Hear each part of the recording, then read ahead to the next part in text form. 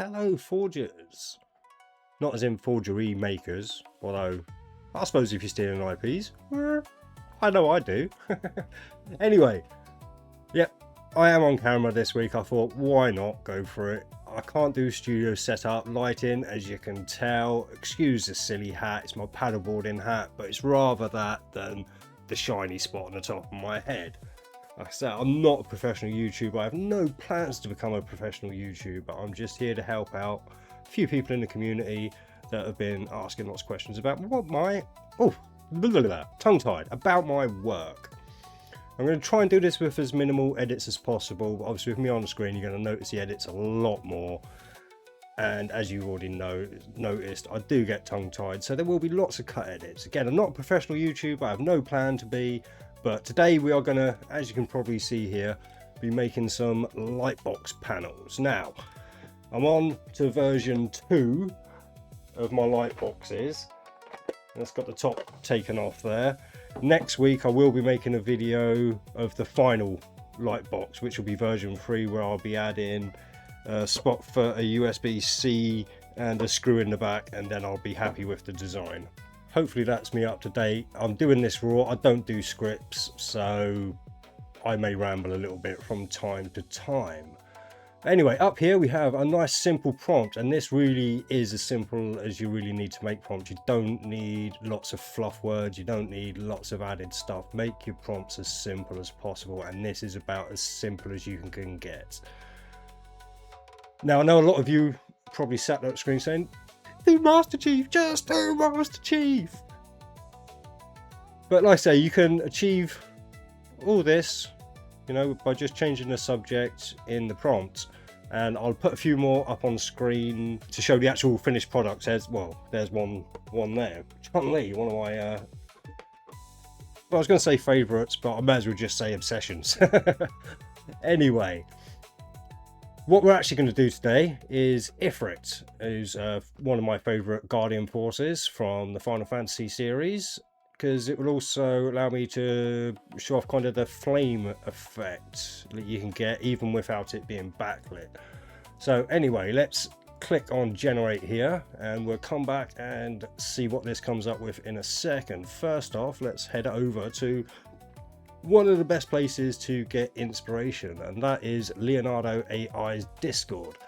They have daily themes, and quite a lot of these themes match up with good ideas for Hueforges. And if you go in, have a look around, you know, see what other people are producing, it's great to get the old creative juices flowing. And of course, obviously, go to the Hueforge server and 3D Prints by Vic's server. They both got Discord servers, both got places to show off your prints. Great place to get inspiration and have conversations with people. It's just a great little community, it really is. So let's get back to here. Oh, and look at that. Oh, nice. Oh, I think there's a little bit too much detail maybe on this one.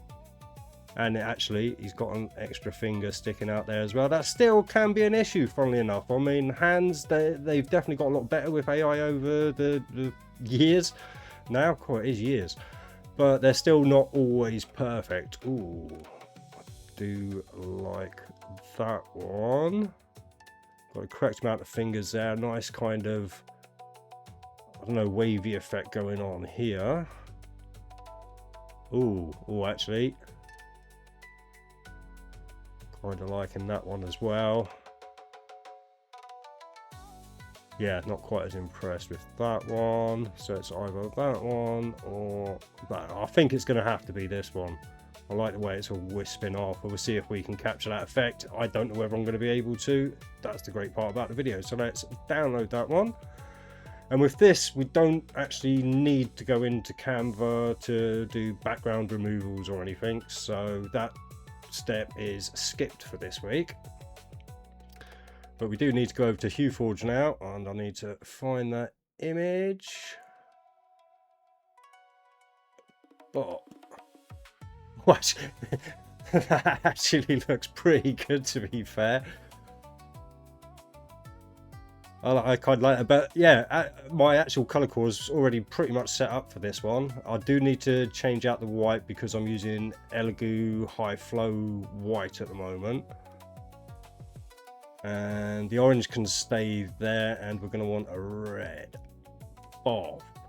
And as you can see, just by adding that red up there, it's obviously a little bit too much, but you can see how you really get that flame effect.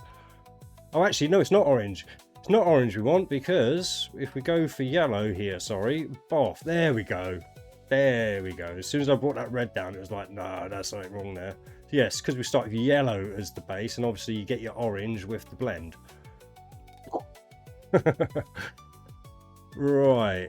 I'm not trying to get this perfect, because I actually do, with this, obviously there's a lot more detail here, a lot more going on. I do quite often like to come down a little bit further than you maybe should, just to get more of these black areas, so when it's backlit you get more of that light shining through in, you know, more specific areas, more specific. I'm going to say Pacific. You can have a go at me in the comments as much as you want. And that's another thing, I know a lot of, you know, creators on YouTube, they all say, oh, please be nice in the comments. Now, you be as mean as you want in the comments, like, as long as YouTube doesn't block it, it will stay there. Go for it, why not? Let's have a space where people can be mean. Obviously, if you see me being mean, there's no hate in my heart. I just sometimes, you know, I do find meanness funny. It's a character flaw, I know. That's actually, I'd say, pretty perfect. Let's see. Oh, no, that's a little bit too, yes, there. Right, so with that white up just a little bit, as a little bit more, as you can see, it really added to the highlights there, brightened up that fire. So we'll have a quick look now at backlit, and yes, see that these wispy bits are coming off really nicely backlit. So when we get light behind that, that should look pretty amazing. And what I did forget in the last video was to actually go through settings, because what I'm going to do now, because with the light box, it does take a little bit of the edge, obviously, to keep it inside the box. So what I do now is I add a 4mm border. Oh, we best turn that on.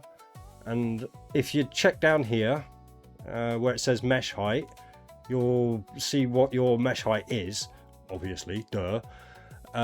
So what I do for the border depth is I take that, and sorry, my keyboard's over out the way, I do apologize. I've got a single screen set up. I'm really not set up for making videos, and I'll just put 2.33, putting that extra 0.1 of a millimeter on.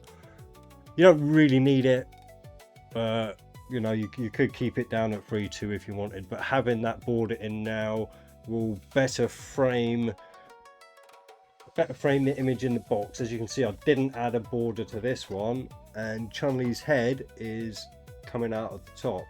With this border added, that would solve that problem and better frame her in the box. 2.3. Oh, I didn't press enter. I'm thinking, why is there so many layers? Oh, hey, what's happened? Another color has just magically appeared here.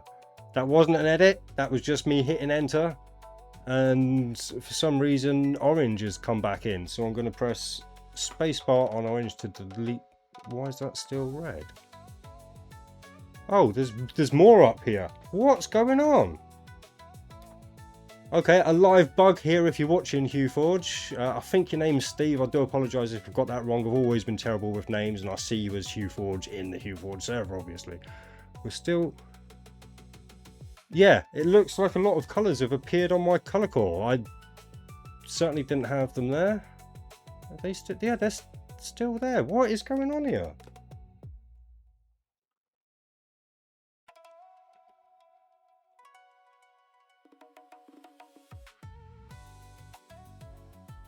Right, I don't know what's happened there.